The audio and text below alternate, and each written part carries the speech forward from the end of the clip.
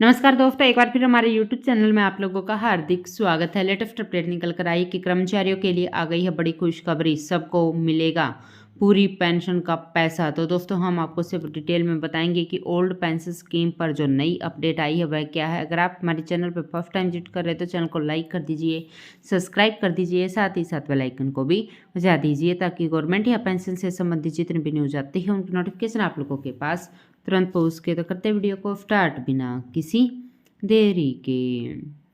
दोस्तों सरकारी कर्मचारी भी ओल्ड पेंशन योजना की मांग को लेकर गंभीर है, जिसे देखकर सरकार फिर से पुरानी पेंशन योजना को वापस ला सकती है। शायद आपके दिमाग में यह प्रश्न आ रहा होगा कि नई पेंशन योजना को छोड़कर लोग पुरानी पेंशन योजना की मांग क्यों कर रहे हैं। हो सकता है कि पुरानी पेंशन योजना में कर्मचारियों को फायदा अधिक हो, इसलिए हम ओल्ड पेंशन योजना के बारे में जानना चाहते हैं। दोस्तों सरकारी कर्मचारियों को साल 2002 से पहले रिटायरमेंट के बाद पेंशन दी जाती थी, जो सरकारी कर्मचारियों की पेमेंट के अनुसार दी जाती है, और कर्मचारियों के निधन के बाद उनके परिजनों को भी पेंशन की सुविधा दी जाती है, जिसे ओल्ड पेंशन स्कीम या पुरानी पेंशन योजना कहा जाता है।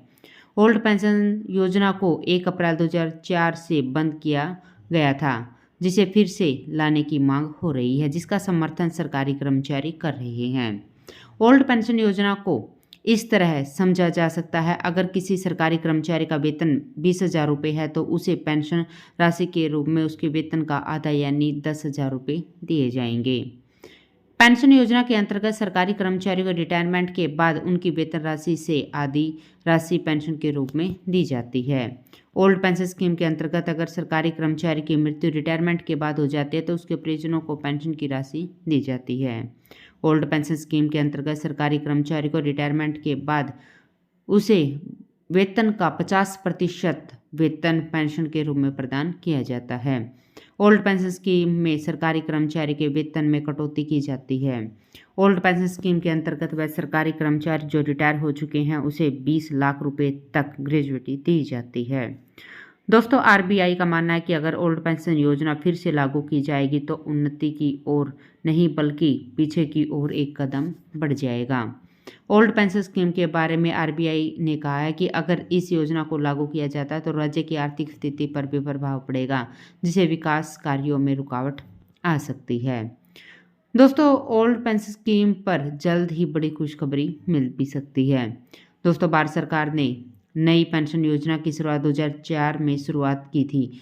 शुरुआत से इस योजना में किस प्रकार की शुरुआत सरकारी कर्मचारियों के लिए थी, पर 2009 के बाद इसका दायरा बढ़ गया और निजी क्षेत्र में काम करने वाले कर्मचारियों को भी इसका फायदा दिया जाने लगा। तो दोस्तों अब जो टीयर 1 और टीयर 2 के 2 तरह के अकाउंट होते हैं, एनपीएस के नई पेंशन योजना के अंतर्गत कर्मचारियों को 1.5 लाख रुपए टैक्स बेनिफिट मिलेगा, जिसके लिए हर महीने सैलरी से पैसे काटे जाते हैं और रिटायरमेंट के बाद मिलने वाले पैसे पर भी इनकम टैक्स लगा जाता है।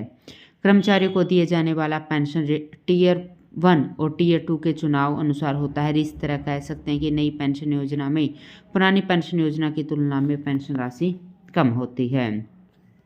दोस्तों अगर हम पुरानी और नई पेंशन योजना में तुलना करें तो इसकी पुरानी पेंशन योजना में कर्मचारियों को फ़ायदा मिलता है, सभी को बड़ा फ़ायदा होता है।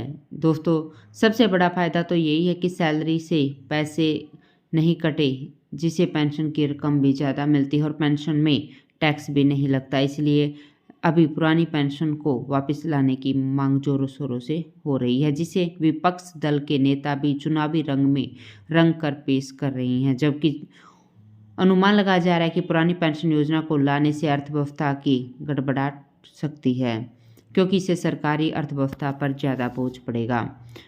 तो दोस्तों आज के लिए इतना ही, मिलते नेक्स्ट वीडियो में, तब तक के लिए जय हिंद जय भारत।